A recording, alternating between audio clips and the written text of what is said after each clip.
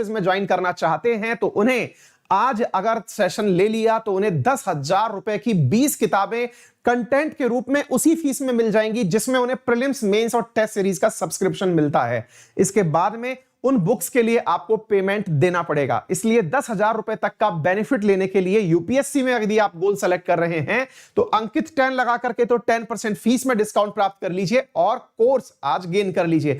SSC वालों के लिए कल का दिन यानी कि आज और कल ये वो दिन है जिसमें यदि वो 1 साल अथवा 2 साल का सब्सक्रिप्शन परचेज करते हैं तो उन्हें एडिशनल 2 मंथ्स का सब्सक्रिप्शन उसी फीस में मिल जाएगा जो उन्हें 1 साल की देनी होगी। और यहां पर हमारे द्वारा जो कोर्सेज पढ़ाए जा रहे हैं, एसएससी कैटेगरी के अंदर स्टैटिक जीके चल रहा है और यूपीएससी के अंदर मेरा प्रीलिम्स को ध्यान में रखते हुए करंट अफेयर्स चल रहा है, जिसमें मैंने आप लोगों को government policies, Indian polity, science and technology, international relations, environment, ecology, ये तमाम चीजें पढ़ाई जानी है। तो जल्दी से सेशन को एक्सेस कर लीजिए और अपने भविष्य को अनअकैडमी के साथ सुनिश्चित करिए। साथियों, आप लोगों के लिए हर रविवार सुबह 10 बजे और 11 बजे कॉम्बैट का एग्जाम होता है जिसमें विद्यार्थियों को नॉलेज की परीक्षा देनी होती है और उपहार जीतने होते हैं। तो इस बार भी संडे का टाइम अपने लिए सुरक्षित रखिएगा।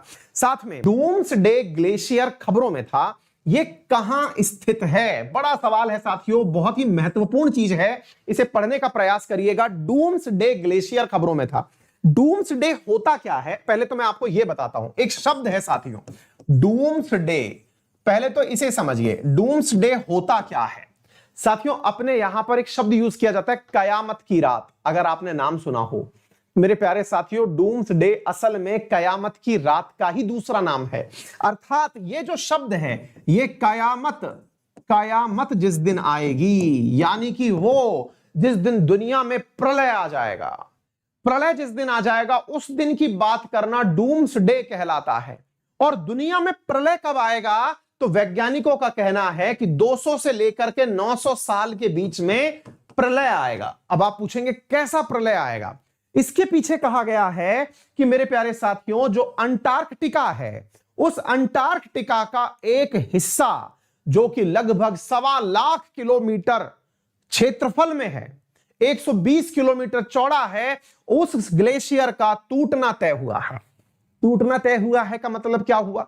मतलब यह है कि वो पिघल जाएगा और वो जैसे ही पिघल के समुद्र में गिरेगा, समुद्र का जल स्तर आधा मीटर बढ़ जाएगा। कितना बढ़ जाएगा? आधा मीटर बढ़ जाएगा।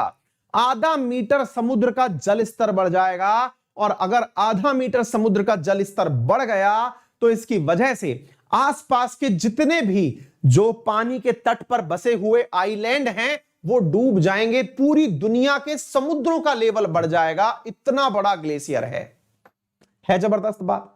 कहां पर है ये है मेरे प्यारे साथियों अंटार्कटिका में। अंटार्कटिका कहां पर है?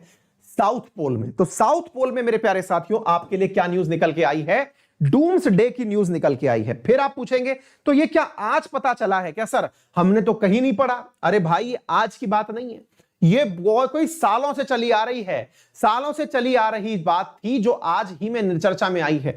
मेरे प्यारे साथियों, अंटार्कटिका में इस ग्लेशियर के एक टुकड़े का जिसका टूटना तय हुआ है, जिसकी वजह से ये सारी चीजें आनी हैं, उसका नाम है थ्वाइट ग्लेशियर। क्या नाम है? थ्वाइट ग्लेशियर। और मैं आपको बता दूं, बहुत ही महत्वपूर्ण चीज जो आपको पता होनी चाहिए, इस थ्वाइट ग्लेशियर के टूटने पर यह कारनामा होगा। फिर आप पूछेंगे सर ऐसा तो हमारे लोकल न्यूज़पेपर में कुछ आया ही नहीं। बेटा, इसके बारे में आज से नहीं जाने कितने दिन से पता है लोगों को कि ये टूटने वाला है, तो फिर आज क्यों पढ़ा रहे हो सर आप इसको? साथियों, असल में हुआ ये कि इसके बारे में स्वीडन की एक यूनिवर्सिटी ने रिसर्च की है। उसने कहा जितने दिनों से आप सोच रहे थे कि ये 900 साल में जाके टूटेगा, ये हो सकता है 200 साल से पहले भी टूट जाए, इसलिए ये सुर्खियों में है। मतलब आप लोग जो मान के चल रहे थे ना कि ये 900 साल में जाके टूटेगा, संभव है कि ये 200 साल में भी जाके टूट जाए, इसलिए ये बात सुर्खियों में है। आ गई बात समझ में? तो मेरे प्यारे साथियों, ये जगह है जहां की बात हम कर रहे हैं। इस ग्लेशियर का नाम थ्वाइट ग्लेशियर है जो अंटार्कटिका के पश्चिम में स्थित है। अगर हम अंटार्कटिका लेते हैं तो ऊपर नॉर्थ, नीचे साउथ, राइट में ईस्ट, लेफ्ट में वेस्ट। तो मेरे प्यारे साथियों, ये अंटार्कटिका के पश्चिम में है जिसका टूटना निर्धारित हुआ है, वेस्ट अंटार्कटिका, जिसका नाम थ्वाइट ग्लेशियर है। तो फिर आप सवाल पूछेंगे कि सर एक बात बताइए। अरे हाँ भाई, मैं मई में शुरू कर दूंगा, चिंता मत करिए। हो सकता है इवनिंग में मैं आपकी वो वाली क्लास ले लिया करूं, 4 बजे वाली। अब थोड़ा रुक जाइए, है ना, थोड़ा सा मतलब पेशेंस रखिए। 4 बजे वाले विशेष रूप से जो बहुत ज्यादा मतलब मोर्चा संभाले हुए हैं ठाकुर वाकुर भैया, थोड़ा सा रुक जाओ, करा देंगे।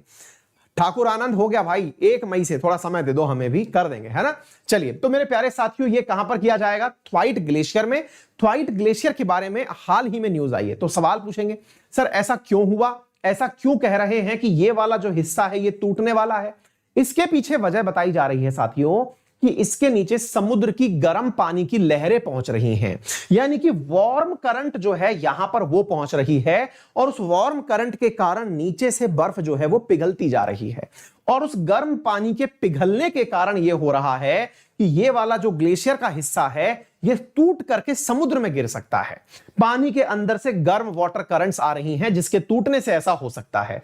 तो अब मैं आपको यहां पर 2 चीज दिखाना चाहता हूं साथियों। सबसे पहले न्यूयॉर्क यूनिवर्सिटी ने इस बारे में बात पता लगाई थी, और जब न्यूयॉर्क यूनिवर्सिटी ने इसके बारे में बात पता लगाई तो इन्होंने क्या किया, इस ग्लेशियर के नीचे एक प्रकार से एक जानकारी को प्राप्त करने के लिए एक पिन लगा दी थी, और वो पिन क्या करती थी, उसका नाम था साथियों आइस फिन। इसका नाम था आइस फिन। ये आइस फिन क्या करती थी कि जो बर्फ है उसके नीचे ड्रिल करके लगा दी गई एक जगह थी, जहां से मेरे प्यारे साथियों ये प्रॉपर जानकारी एकत्रित करती थी कि किस प्रकार ग्लेशियर टूटेंगे। 600 मीटर नीचे ड्रिल करके न्यूयॉर्क यूनिवर्सिटी ने इस चीज को लगा दिया था।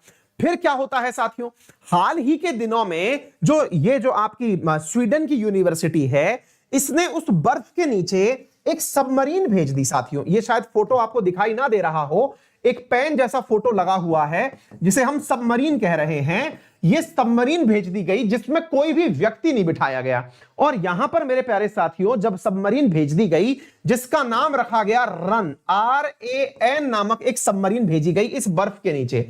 वो सबमरीन यहां पर जाकर के रिसर्च करी, और रिसर्च करके उसको पता चला कि भाई इस बर्फ के नीचे गर्म पानी पहुंच रहा है, और इस गर्म पानी के कारण ये वाला जो थ्वाइट ग्लेशियर है ये नीचे से खोखला होता जा रहा है, नीचे से पतला होता जा रहा है।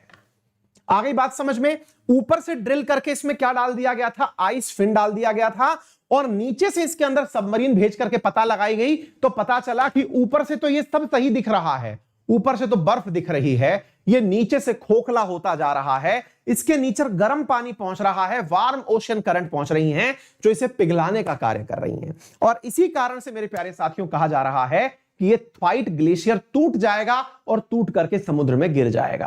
आ गई बात समझ में? तो इसलिए ये सुर्खियों में आया। तो उस दिन प्रलय आएगी जिस दिन ये थ्वाइट ग्लेशियर टूटेगा। ये सारी बातें मैंने आप लोगों को यहां पर बता दी, ठीक है बेटा। अंटार्कटिका के बारे में अगर हम बताएं तो दुनिया का सबसे बड़ा डेजर्ट है अंटार्कटिका। डेजर्ट का मतलब वो जगह होती है जहां 25 सेंटीमीटर वार्षिक वर्षा से कम होती है, ठीक है बेटा। चलिए आगे बढ़ते हैं। उम्मीद है सारी बातों को आपको समझ में आ गया होगा। थ्वाइट ग्लेशियर शब्द याद कर लेना, ये मैंने आपको बता दिया। Cavity 2/3 the size of Manhattan discovered under Antarctica glacier. ये रिसेंटली आपके यहां पर एक रिसर्च हुई जिसके माध्यम से ये बात पता चली। साइंटिस्ट का कहना है कि समुद्र में अंटार्कटिका के नीचे बहुत ज्यादा गर्म पानी पहुंच रहा है, जिसके कारण ये सारी न्यूज निकल करके आ रही हैं, ठीक है। अंटार्कटिका से जुड़ा हुआ यहां पर एक सवाल है।